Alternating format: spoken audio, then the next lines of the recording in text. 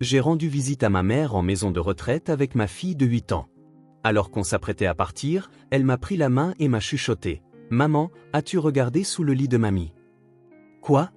Pourquoi tu demandes ça ?»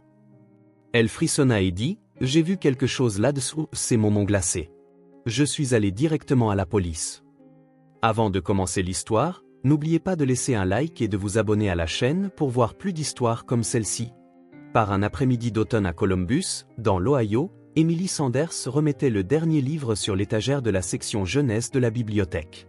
Elle travaillait à temps partiel comme bibliothécaire pour subvenir à ses besoins après son divorce. Dehors, les feuilles d'érable prenaient des couleurs éclatantes et dansaient dans la brise. En pensant à sa fille Lily, qui ne tarderait pas à venir la chercher, Emily laissa échapper un petit soupir. À 15 heures précises, Lily, âgée de 8 ans, poussa les lourdes portes en verre de la bibliothèque et entra en courant. La petite fille, aux cheveux châtain clair attachés en queue de cheval, courut directement vers sa mère, comme toujours. « Maman, qui a lu des histoires aux enfants aujourd'hui ?» Les grands yeux de Lily pétillaient de curiosité. Elle adorait venir sur le lieu de travail de sa mère et trouvait l'atmosphère calme de la bibliothèque et l'odeur des livres réconfortante. Emily déposa un léger baiser sur la joue de sa fille et répondit « Aujourd'hui, Madame Johnson a lu La chenille qui fait des trous aux enfants de la maternelle. » Tout le monde a semblé beaucoup apprécier. Mère et fille se tinrent la main en quittant la bibliothèque pour se diriger vers le parking. La vieille Honda Civic bleue d'Emily n'était certes pas neuve, mais elle suffisait à leur vie à deux.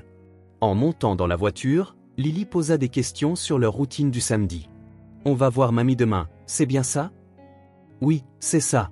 Chaque samedi, c'est notre moment spécial avec mamie. » La mère d'Emily, Margaret, souffrait d'une démence légère. Elle vivait à l'établissement de soins Golden Sunset depuis 2 ans. Margaret était une ancienne institutrice à la personnalité douce et bienveillante. Bien que ses symptômes de démence allaient et venaient, elle se souvenait toujours clairement de sa petite fille Lily et attendait leur visite avec impatience. Ce soir-là, Emily préparait le dîner avec Lily dans la cuisine de leur petit appartement. Debout sur un marchepied, Lily lavait des tomates pour la salade. La conversation entre la mère et la fille était naturelle et chaleureuse, témoignant du lien profond qu'elles avaient tissé après avoir surmonté l'épreuve du divorce. « Maman, est-ce que mamie va redevenir comme avant ?» La question innocente de Lily fit marquer une pause à Emily. Elle sentait que sa fille n'avait pas besoin de comprendre toute la gravité de la démence, mais en même temps, elle percevait le danger de ne donner qu'un faux espoir. Mamie est encore en pleine forme. Elle oublie juste des choses parfois. Mais elle ne t'oubliera jamais, Lily, et son amour pour nous ne changera jamais. Lily hocha la tête comme si elle avait compris. Elle avait sa propre compréhension enfantine de l'état de sa grand-mère et se montrait toujours particulièrement douce lors de leur visite. Après le dîner, elles s'assirent côte à côte sur le canapé pour faire les devoirs de Lily. Une fois la fiche de mathématiques terminée, Emily lut une histoire à sa fille. C'était leur routine quotidienne, un moment important qu'elle ne manquait pour rien au monde, peu importe leur fatigue. « Maman, on est une petite famille, mais on est très heureuse, n'est-ce pas ?» Les mots de Lily réchauffèrent le cœur d'Emily. Au début, après le divorce, elle s'était parfois sentie submergée par l'anxiété et la solitude, mais l'amour pur de sa fille et la présence de sa mère l'avaient soutenue. C'est vrai que la taille de la famille n'a pas d'importance. Ce qui compte le plus, c'est de prendre soin les uns des autres. Le samedi matin, Emily et Lily se dirigèrent comme d'habitude vers l'établissement de soins Golden Sunset. Le soleil d'automne était agréable et les arbres des quartiers résidentiels, visibles à travers les vitres de la voiture, se paraient de magnifiques couleurs automnales. Assise sur la banquette arrière, Lily regardait une carte faite à la main, impatiente de la donner à sa grand-mère. « Maman, tu penses que mamie est en train de tricoter aujourd'hui ?»« J'en suis sûre. La semaine dernière, elle a dit qu'elle allait te tricoter une écharpe. » Lorsqu'elles se garèrent sur le parking de l'établissement, Lily détacha rapidement sa ceinture de sécurité. Elle était toujours pressée de voir sa grand-mère. Emily prit la main de sa fille et se dirigea vers le bâtiment, un sachet de biscuits fraîchement préparé à la main. Après avoir salué le personnel souriant à l'accueil, elles parcoururent le couloir familier. Les murs étaient décorés de peintures et de photographies réalisées par les résidents, créant une atmosphère chaleureuse et accueillante. La chambre de Margaret était une chambre d'angle au 2e étage, avec une jolie vue sur les parterres de fleurs de la cour depuis une grande fenêtre. Lorsqu'elles frappèrent doucement à la porte, une voix familière se fit entendre de l'intérieur. « Entrez, s'il vous plaît. » Quand Émilie ouvrit la porte, Margaret était assise sur une chaise près de la fenêtre, en train de tricoter. Avec ses cheveux gris soigneusement coiffés et vêtue d'un cardigan mauve pâle, son visage s'illumina en voyant sa fille et sa petite-fille. « Émilie, Lily, je vous attendais. » Lily courut vers sa grand-mère et la serra doucement dans ses bras. Bien que le visage de Margaret fût sillonné de rides profondes, son regard envers sa petite-fille était plein d'amour. « Mamie, j'ai fait ça à l'école. » Lily lui tendit sa carte faite à la main. Margaret la prit et mit ses lunettes de lecture pour l'examiner attentivement. « Oh, mon Dieu, quelle jolie fleur! Lily, tu es vraiment douée en dessin. Il y a longtemps, quand Émilie avait à peu près ton âge, elle me faisait aussi de si jolis dessins. » Émilie fut soulagée de voir que la mémoire de sa mère semblait relativement claire aujourd'hui. Les symptômes de la démence survenaient par vagues, et parfois le passé et le présent se confondaient, mais aujourd'hui semblait être un bon jour. « Maman, j'ai fait des biscuits aujourd'hui. Aux pépites de chocolat. » « Merci, Émilie. Tes biscuits sont les meilleurs du monde. » Toutes les trois s'assirent autour de la petite table à côté du lit de Margaret.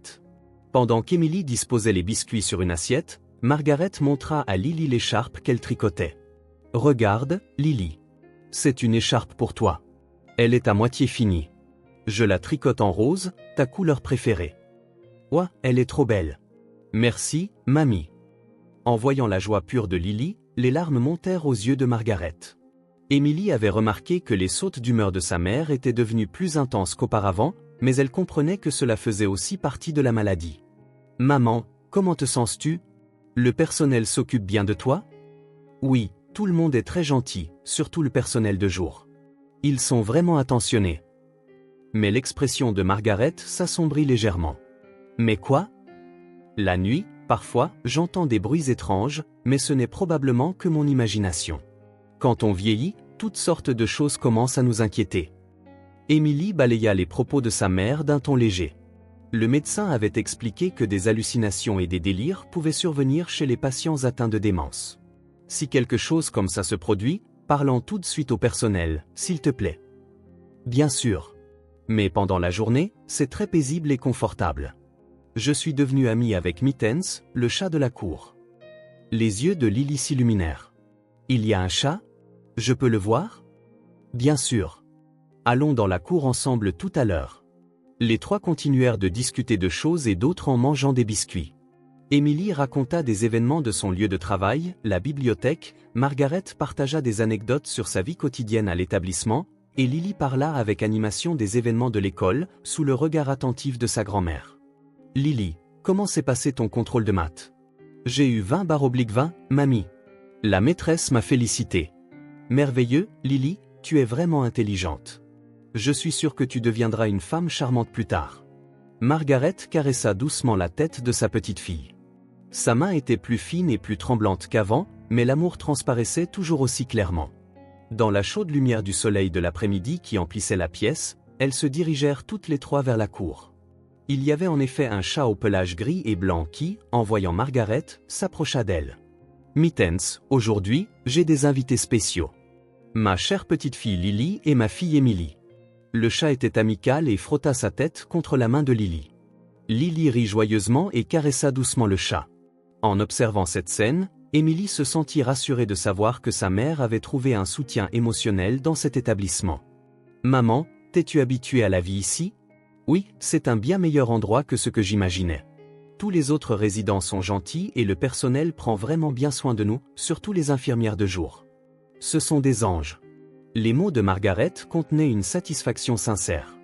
Émilie s'était initialement sentie coupable d'avoir placé sa mère dans un établissement, mais elle était maintenant convaincue que c'était la bonne décision. Après avoir passé environ 1 heure dans la cour, elles retournèrent dans la chambre. Passé 15 heures, Margaret commença à montrer des signes de fatigue. Le médecin avait expliqué que des routines quotidiennes régulières étaient importantes pour les patients atteints de démence, alors Émilie faisait attention à l'heure de leur départ. « Maman, je crois qu'on va y aller. On reviendra samedi prochain. Merci, Émilie. Vous voir chaque semaine est ma plus grande joie. Lily, étudie bien et viens me raconter tout ça la semaine prochaine. » Lily fit un câlin d'au revoir à sa grand-mère. Margaret serra fort sa petite fille et l'embrassa sur la joue. « Mamie, j'attends l'écharpe avec impatience. Je la finirai, c'est promis. » Émilie serra également sa mère dans ses bras et l'embrassa sur le front. La peau de Margaret semblait plus fine qu'auparavant, mais sa chaleur était toujours aussi précieuse. Maman, si tu as besoin de quoi que ce soit, n'hésite pas à appeler. Merci. Mais vraiment, il n'y a pas de quoi s'inquiéter. C'est un très bon endroit. Le personnel me traite comme si j'étais de leur famille. La mère et la fille quittèrent la chambre et échangèrent des salutations avec d'autres résidents en descendant le couloir.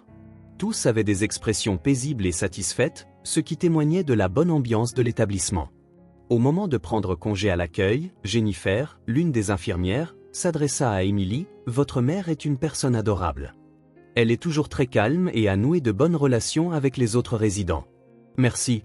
Je suis soulagée que maman semble vivre heureuse ici. » Sur le chemin de la voiture, Lily prit la main de sa mère et dit, « Maman, mamie a vraiment l'air heureuse. » C'est vrai. Parce que les gens de cet établissement prennent bien soin de maman. Nous aussi, nous pouvons être tranquilles. Les deux femmes, rentrant chez elles dans la lumière du crépuscule, étaient sincèrement reconnaissantes d'avoir passé un autre moment paisible avec leur mère ce jour-là. Le samedi suivant, Émilie et Lily visitèrent l'établissement Golden Sunset comme à leur habitude. Ce jour-là, le ciel était couvert et un vent glacial soufflait, semblant annoncer la fin de l'automne. Lily était impatiente de raconter à sa grand-mère un nouveau livre qu'elle avait lu, et son petit sac à dos contenait un livre d'images emprunté à la bibliothèque. En passant par l'accueil et en descendant le couloir familier, Émilie remarqua que l'atmosphère de l'établissement semblait un peu différente de d'habitude. Les expressions du personnel étaient tendues, et elle en vit plusieurs discuter à voix basse. Cependant, comme les heures de visite ne semblaient pas affectées, Émilie n'y prêta pas grande attention. Lorsqu'elles frappèrent à la porte de Margaret, elles entendirent la chaleureuse réponse habituelle, « Entrez, s'il vous plaît. » En entrant dans la chambre, Margaret était assise sur sa chaise près de la fenêtre, mais elle semblait un peu plus fatiguée que d'habitude. « Mamie, tu te sens bien ?» Lily leva les yeux vers le visage de sa grand-mère avec inquiétude. Margaret sourit à sa petite fille, mais son sourire semblait manquer d'une partie de son éclat habituel. « Je vais bien, Lily. J'ai juste mal dormi la nuit dernière. Mais vous voir toutes les deux m'a requinqué. » Émilie observa attentivement l'état de sa mère. Elle remarqua un léger bleu sur le poignet gauche de Margaret, mais sachant que les personnes âgées se font facilement des bleus suite à des blessures mineures, elle n'y pensa pas plus que ça. « Maman, comment avance l'écharpe ?»« Oh oui, l'écharpe de Lily. En fait, je l'ai déjà finie. » Margaret sortit une magnifique écharpe rose du tiroir de sa table de chevet. Soigneusement tricotée, c'était un cadeau chaleureux, rempli de l'amour de sa grand-mère. « Ouah, elle est trop belle. »« Merci, mamie. » Lily enroula joyeusement l'écharpe autour de son cou. Un sourire sincère revint sur le visage de Margaret. Les trois s'assirent autour de la petite table et partagèrent les sandwichs qu'Émilie avait apportés. La conversation se poursuivit paisiblement, mais Émilie remarqua que sa mère affichait parfois une expression effrayée. Margaret regarda par la fenêtre et murmura doucement, « J'ai encore entendu ces bruits la nuit dernière, comme des pleurs, mais ce doit être mon imagination. Maman, ce sont peut-être des hallucinations auditives. Devrions-nous consulter le médecin ? Non, non, ça va. Pendant la journée, c'est très calme et paisible. » Margaret changea de sujet en interrogeant Lily sur les événements de l'école. Lily commença à parler avec animation d'un nouveau livre qu'elle avait lu. « Mamie, ce livre est vraiment intéressant. Il parle d'animaux qui vivent des aventures dans la forêt. » Alors que Lily était absorbée par son histoire, son précieux petit lapin en peluche tomba de la table sur le sol. C'était une peluche marron un peu usée qu'elle transportait partout avec elle depuis sa plus tendre enfance. « Oh, Lapinou est tombé !» Lily descendit de sa chaise pour ramasser la peluche. Elle avait roulé tout au fond, sous le lit de Margaret. Le petit corps de Lily pouvait se glisser dans des espaces étroits inaccessibles aux adultes. « Maman, Lapinou est allé tout au fond, sous le lit. Fais attention en le ramassant, Lily. » Émilie et Margaret regardaient avec amusement Lily ramper sous le lit pour chercher sa peluche, mais soudain, le mouvement de Lily s'arrêta. « Maman !» La voix de Lily tremblait. Elle essaya de sortir de sous le lit, mais son expression était clairement troublée. « Qu'y a-t-il, Lily ? Maman, viens voir. Regarde ça. » Émilie s'approcha du lit avec un sentiment de malaise. Lily serrait sa peluche contre elle tout en pointant vers le fond du lit. Il y a plein de serviettes rouges, mais elles ont l'air bizarres. Émilie s'agenouilla sur le sol et regarda dans la direction indiquée par Lily. Au début, il faisait trop sombre pour voir clairement, mais à mesure que ses yeux s'habituaient, Elle put en effet voir quelque chose qui ressemblait à du tissu rouge. Ce n'étaient pas des serviettes ordinaires, mais clairement du tissu taché de sang. « Margaret, qu'est-ce que c'est ?» La voix d'Emily était tendue. Margaret secoua la tête avec une expression confuse. « Je ne sais pas. Je ne pense pas que ce soit à moi. » Emily examina plus attentivement sous le lit. Il n'y avait pas seulement des serviettes tachées de sang, mais aussi des morceaux d'une canne cassée et de petits fragments de métal éparpillés.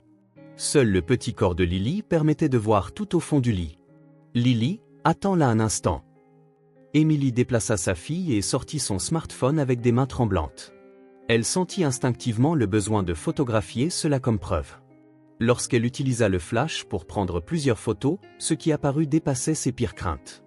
Il y avait plusieurs serviettes tachées de sang, certaines complètement imbibées. Les morceaux de canne cassée avaient ce qui ressemblait à des cheveux emmêlés dedans, et les fragments de métal ressemblaient à des pièces d'instruments médicaux. « Maman, tu es sûre de ne rien savoir sur ces choses ?» Margaret secoua la tête, le visage pâle. « Je ne sais absolument pas. Comment de telles choses pourraient-elles se trouver sous mon lit ?» Dans l'esprit d'Emily, les paroles de sa mère sur les bruits étranges la nuit lui revinrent. Peut-être n'était-ce pas des hallucinations, mais quelque chose qui se passait réellement. « Lily, nous devons partir tout de suite. »« Mais maman et mamie ?»« Elle ira bien. Mais je dois contacter la police immédiatement pour quelque chose. » Emily déposa un léger baiser sur la joue de Margaret et sortit précipitamment de la chambre. En marchant dans le couloir, elle commença à comprendre la signification des expressions tendues sur les visages du personnel. Quelque chose n'allait pas. Une fois dans la voiture, Lily regarda sa mère avec anxiété depuis la banquette arrière. « Maman, est-ce que mamie va bien ? C'était quoi, ces serviettes rouges ?» Emily se demanda comment expliquer cela à sa fille, mais elle comprit que l'observation innocente de Lily avait mené à une découverte cruciale. « Lily, ce que tu as trouvé est très important. Nous devons le dire à la police pour qu'ils puissent protéger mamie et les autres personnes. »« J'ai fait quelque chose de mal ? » ?»« Non, pas du tout. Tu as fait ce qu'il fallait. Tu es une fille très courageuse et intelligente. » Emily serra son smartphone avec des mains tremblantes en conduisant vers le poste de police le plus proche. Elle ne comprenait pas encore pleinement que la petite découverte de Lily deviendrait la clé pour révéler la terrible vérité sur ce qui se passait dans l'établissement. La voiture était enveloppée de silence, mais le cœur d'Emily battait à tout rompre. La peur que la sécurité de sa mère et celle des autres personnes âgées de l'établissement soient menacées la consumait entièrement. « Maman, on va aider mamie, n'est-ce pas ?» Aux mots innocents de Lily, Emily répondit en retenant ses larmes, « C'est ça, Lily. On va absolument protéger mamie. » Sur le parking du poste de police de Columbus, Emily prit une profonde inspiration pour tenter de se calmer. Lily observait sa mère avec anxiété depuis la banquette arrière, mais elle comprenait que quelque chose devait être fait pour protéger sa grand-mère. « Maman, est-ce que la police va nous croire ? » « Ça va aller, Lily. Si on dit la vérité, ils comprendront. » Lorsqu'Emily expliqua la situation à l'accueil, on lui fixa un rendez-vous avec l'inspecteur Davis, spécialisé dans les cas de maltraitance des personnes âgées. « Madame Sanders, veuillez me raconter les détails.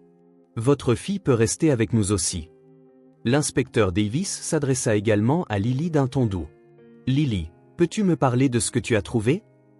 Lily fut timide au début, mais encouragée par sa mère, elle trouva le courage de commencer à parler. « J'essayais de ramasser ma peluche, et quand j'ai regardé sous le lit de mamie, il y avait plein de serviettes rouges, mais ce n'était pas un rouge normal. Elles avaient l'air effrayantes. » Emily montra à l'inspecteur Davis les photos qu'elle avait prises sur son smartphone. L'expression de l'inspecteur devint progressivement plus sérieuse. « Ce sont clairement des taches de sang, et ces fragments de canne cassée sont aussi préoccupants. En fait, nous avons récemment reçu plusieurs signalements anonymes concernant l'établissement Golden Sunset. » Quel genre de signalement ? Des rapports sur des bruits suspects la nuit et des plaintes selon lesquelles des résidents se blessaient anormalement souvent. Cependant, sans preuve concrète et avec l'établissement niant tout en bloc, l'enquête n'avait pas progressé.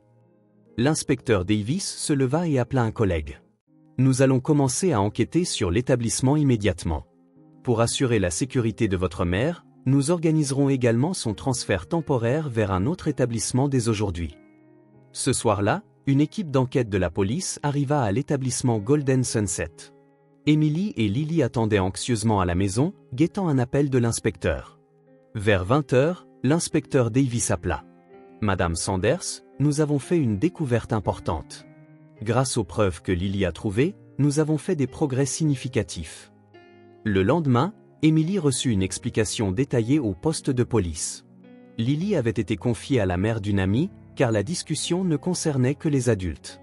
Suite à notre enquête approfondie de l'établissement, nous avons découvert des abus systématiques commis par le personnel de nuit.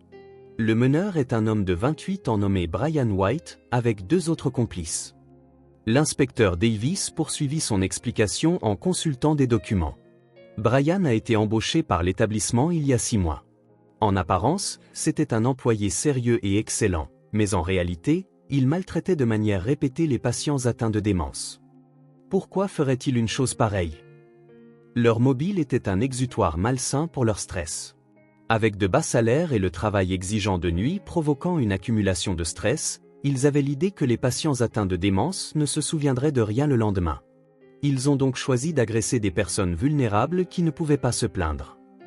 Emily tremblait de colère et de tristesse. La pensée de l'expérience terrifiante que sa mère et les autres résidents avaient dû vivre lui serrait le cœur. Nous avons également recueilli des témoignages d'autres résidents. Beaucoup se souvenaient des violences nocturnes mais se taisaient, pensant que personne ne les croirait. Votre mère était aussi l'une des victimes. Est-ce que maman va bien? Ses blessures physiques étaient mineures, mais le choc psychologique est important. Cependant, elle est sur la voie de la guérison avec le soutien de conseillers spécialisés. L'inspecteur Davis continua. Plus grave encore, nous avons découvert que le directeur de l'établissement, Robert Johnson, était également impliqué dans la dissimulation. Prétextant des pénuries de personnel, il évitait de licencier les employés problématiques et fermait les yeux sur les signes d'abus. Je n'arrive pas à y croire. Nous pensions avoir placé maman dans un endroit sûr. Brian et ses complices étaient rusés. Ils jouaient les employés modèles pendant la journée et ne montraient leur vrai visage que la nuit. Ils exploitaient également le fait que les victimes étaient pour la plupart des patients atteints de démence, rendant leurs témoignages faciles à mettre en doute. Une semaine plus tard, Brian et ses 2 complices, ainsi que le directeur de l'établissement, furent formellement arrêtés. Les médias locaux couvrirent l'affaire en détail, sensibilisant l'opinion publique aux problèmes de maltraitance des personnes âgées. Emily rendit visite au nouvel établissement où Margaret avait été temporairement transférée. C'était un établissement public doté d'un système de surveillance strict. « Emily, toi et Lily, vous m'avez sauvée », dit Margaret en tenant la main de sa fille. Malgré le nouvel environnement, son expression était beaucoup plus paisible qu'auparavant. « Maman, je suis tellement désolée. Si nous avions été plus prudentes? Non, personne n'est à blâmer. Ce qui est important, c'est que la vérité a éclaté et que d'autres personnes ont été sauvées aussi. » Lorsque le procès commença, de nombreuses victimes et leurs familles témoignèrent à la barre. L'avocat de Brian plaida que l'accusé ne pouvait pas porter de jugement normal en raison d'un stress professionnel intense, mais l'accusation prouva qu'il s'agissait d'un crime organisé et planifié. Les preuves matérielles découvertes par Lily furent particulièrement importantes. Les serviettes tachées de sang et les fragments de canne cassée devinrent des preuves décisives démontrant la cruauté des abus. Les accusés ont ciblé des personnes âgées en situation de vulnérabilité sociale et ont perpétré des agressions continues et planifiées. C'est un crime extrêmement malveillant qui ne peut être excusé par un simple stress lié au travail. Le réquisitoire du procureur fut puissant et le tribunal fut plongé dans le silence. Finalement, Brian fut condamné à 8 ans de prison. Les 2 complices reçurent respectivement 5 et 4 ans, et le directeur de l'établissement écopa de 3 ans. L'établissement Golden Sunset fut fermé, et les autres membres du personnel durent trouver de nouveaux emplois. Le jour du verdict, Emily vit Brian dans la salle d'audience. Il était assis, le visage pâle, le regard baissé, ne montrant plus la froideur qu'il avait autrefois dirigée vers sa mère et les autres. Après le procès, l'inspecteur Davis dit à Emily, sans la courageuse découverte de Lily, ce crime aurait pu rester enfoui dans l'ombre. Le cœur pur d'un enfant a sauvé beaucoup de gens. Ce soir-là, Emily serra sa fille dans ses bras et lui dit, « Lily, tu es une vraie héroïne. Tu n'as pas seulement aidé mamie, mais aussi beaucoup de gens. Maman, les méchants n'embêteront plus mamie, c'est vrai? Plus jamais. Et à partir de maintenant, mamie pourra vivre en sécurité dans un endroit bien meilleur. » 3 mois après l'incident, le gouvernement de l'État adopta une loi renforçant considérablement la surveillance des établissements de soins pour personnes âgées. Elle fut surnommée la loi Lily, et introduisit de nouveaux systèmes pour la prévention des abus dans les établissements et leur détection précoce. 1 an après l'incident, Emily et Lily visitaient un nouvel établissement appelé Harmony Garden. Cet établissement public fonctionnait selon les nouvelles normes de sécurité introduites après l'affaire, avec des caméras de surveillance 24h24 et un système de surveillance en ligne auquel les familles pouvaient accéder à tout moment. Margaret jardinait avec d'autres résidents dans la cour. Son visage avait retrouvé le sourire paisible qui l'aidait à oublier ces jours terribles. Après des séances répétées avec des conseillers spécialisés et s'être remise de son traumatisme, elle servait désormais de représentante des résidents, conseillant d'autres personnes âgées. « Mamie, les fleurs sont si belles. » Les yeux de Lily pétillaient en regardant les roses que sa grand-mère avait cultivées. Âgée maintenant de 9 ans, elle avait considérablement grandi sur le plan émotionnel au cours de cette année. L'expérience de l'incident avait été lourde pour elle, mais elle lui avait aussi profondément appris l'importance d'aider les personnes en difficulté. Lily, ces roses s'appellent espoir. Elles fleurissent magnifiquement après avoir surmonté des moments difficiles. Margaret caressa doucement la tête de sa petite fille.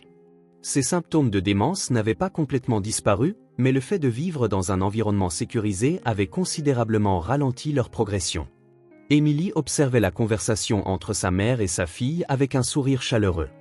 Au cours de cette année, elle avait continué son travail à la bibliothèque tout en faisant du bénévolat dans des activités de prévention de la maltraitance des personnes âgées. Elle donnait des conférences dans la communauté sur ses expériences et conseillait les familles sur les points à vérifier lors du choix d'un établissement. Emily, grâce à toi et à Lily, non seulement j'ai été sauvée, mais beaucoup d'autres personnes aussi, dit Margaret en tenant la main de sa fille. Après l'incident, d'autres résidents de l'établissement Golden Sunset furent également transférés dans de nouveaux établissements et se rétablissaient avec des soins appropriés.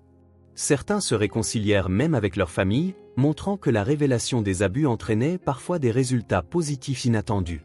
À la même époque, une scène différente se déroulait à la prison d'État. Brian White passait son temps seul dans sa cellule.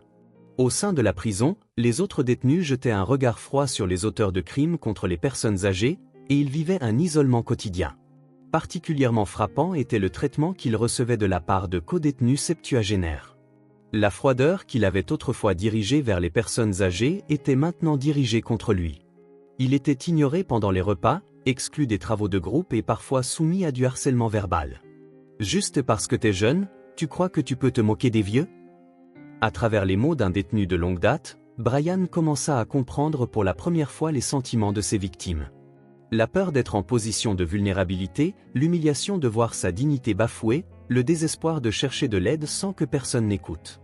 En faisant l'expérience de tout cela, il commença vraiment à comprendre le poids des crimes qu'il avait commis. Lorsqu'il rencontra sa mère au parloir, Brian prononça pour la première fois des paroles d'excuses sincères. « Maman, j'ai vraiment eu tort. Ce que j'ai fait à ces gens ne pourra jamais être pardonné. » En voyant son fils parler à travers ses larmes, sa mère éprouva des sentiments complexes. Elle ne pourrait jamais pardonner les crimes de son fils, mais elle sentait l'espoir qu'il était parvenu à un repentir sincère. Alors que l'après-midi de printemps se transformait en soirée, Emily et Lily rentraient de Harmony Garden. Dans la voiture, Lily demanda à sa mère, « Maman, est-ce que ce que nous avons fait a vraiment rendu le monde un peu meilleur ?» « Oui, Lily. Tes actions courageuses ont sauvé beaucoup de gens, et elles nous ont appris quelque chose de très important. » « Quoi donc ? » Que la vraie famille, ce n'est pas seulement les liens du sang. C'est de protéger les personnes vulnérables et de tendre la main à ceux qui sont en difficulté. Lily regarda par la fenêtre, pensive. Un rêve grandissait en elle, celui de poursuivre une carrière pour aider les personnes dans le besoin. Cette nuit-là, Emily s'endormit en ressentant une paix profonde pour la première fois depuis longtemps. Sa mère avait retrouvé le sourire dans un endroit sûr. Sa fille était devenue une jeune fille réfléchie et gentille, et la société dans son ensemble changeait pour le mieux, tirant les leçons de leur expérience. Le cœur pur et le sens de l'observation d'un enfant avaient révélé une vérité cachée dans l'ombre et changé la vie de nombreuses personnes. Ce n'était pas un accident, mais un résultat inévitable guidé par l'amour familial et la croyance en la justice. En levant les yeux vers les étoiles qui brillaient dans le ciel nocturne, Emily se fit une promesse. Elle continuerait à chérir sa famille. Si elle rencontrait des personnes en difficulté dans la société, elle leur tendrait toujours la main. Et elle vivrait sans jamais oublier le courage que Lily lui avait montré. Cette histoire, qui a prouvé que de petites découvertes peuvent entraîner de grands changements, continue d'être racontée à de nombreuses personnes aujourd'hui et reste gravée dans les cœurs comme une leçon pour protéger la dignité et la sécurité des aînés.